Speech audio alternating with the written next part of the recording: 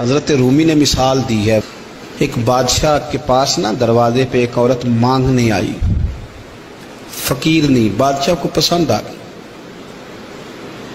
اس نے نکاح کر لیا۔ ابھی سویرے فقیر تھی، شام کو ملکہ بن گئی، 1 منٹ لگا۔ صبح فقیر تھی، مانگ رہی تھی، ہاتھ پھیلا رہی تھی، شام کو ملکہ بن گئی۔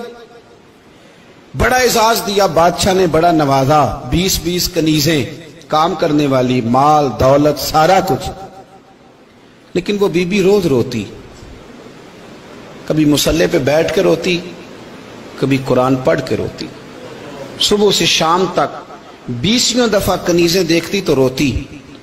بادشاہ نے حکم دے رکھا تھا کہ اس کے ابرو کا اشارہ ہو جائے تو جو یہ مانگے اسے دے دیا جائے، لیکن وہ روتی رہتی، وہ روتی رہتی، وہ روتی رہتی۔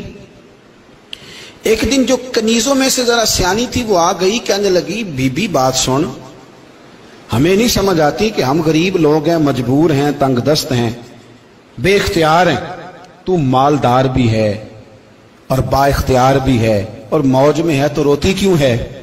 تو وہ کہنے لگی تمہیں پتہ نہیں میں کیوں روتی ہوں، میں جب پلٹ کے اپنا ماضی دیکھتی ہوں نا تو میں سوچتی ہوں کہ میں اس قابل نہیں تھی، اس نے نظر کرم کر دی ہے، تو اب سارا دن روتی رہتی ہوں کہ کہیں میرے سر کا سائیں ناراض نہ ہو جائے، میں اس قابل نہیں تھی۔